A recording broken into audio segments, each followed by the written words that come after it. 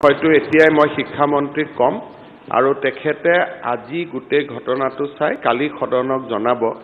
আৰু যিজন যদি আমাৰ ইয়াত ৰিপৰ্টটো পৰি আছে প্ৰসেস হোৱা নাই তাৰ ওপৰত আমি একদম ষ্ট্ৰংগেষ্ট একশন লম এটো ক্ষেত্ৰত আপুনি নিশ্চিত থাকক আৰু ইয়াত কোনো কম্প্ৰমাইজ নহব মই মাননীয় সদস্যজনৰ প্ৰশ্নত এটা কথা ক'ব খুজো প্ৰতি বছৰে আমি ইউনিফৰ্মৰ কাৰণে পুঁজি যোগান ধৰো কিন্তু মই যেতিয়া বিভিন্ন জিলাত যাওঁ কিছুমান শিক্ষানুষ্ঠানৰ ছাত্ৰ-ছাত্ৰীসকলৰ ইউনিফৰ্মটো খুব ভাল হয় আনহাতে কিছুমান স্কুলত গলে ইউনিফৰ্মৰ ষ্টেণ্ডাৰ্ডটো খুব বেয়া হয়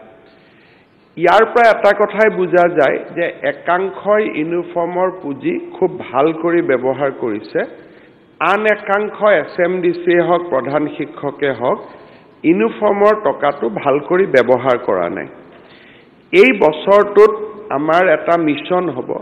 যে ইউনিফৰ্মটো কেনেকৈ আমি ভালতকৈ ভাল দিব পাৰো মধ্যাহ্ন আহাৰ ভোজনটো থাকিবই লগত ইউনিফৰ্মো সেইকাৰণে বিধায়কসকলক মই অনুৰোধ কৰিম যে আপোনালোকৰ অধীনত থকা প্ৰত্যেকখন এলপি স্কুলৰ ইউনিফৰ্মটো আপোনালোকে ইমান ছাত্ৰ থাকে কাৰোবাৰ পৰা আপোনালোকে ইউনিফৰ্মটো সংগ্ৰহ কৰিব বা আপোনালোকে চাব যিকেটা নিজে গ্ৰেডিং কৰিব যে grade A grade B grade C যিখিনি সি ক্যাটেগৰীত আপোনালোকে ইউনিফৰ্ম দেখা পাব যে ইয়াতে টকা পইচা গুটে খালে ইউনিফৰ্মৰ ক্যাটেগৰীটো সি তেনেকুৱা আমাক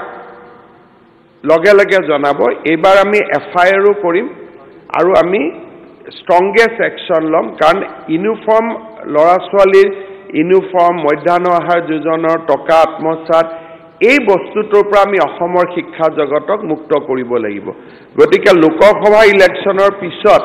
এইটো আমাৰ এটা স্পেশাল মিশন হ'ব আমি আপোনালোকক কমিটি কৰি দিম ৰাজহুৱা কমিটি কৰি দিম আৰু আমি যিমান পাৰো প্ৰেছাৰ আনিম যাতে ইউনিফৰ্মটো ষ্টেণ্ডাৰ্ড হ'ব পাৰে সকলোতে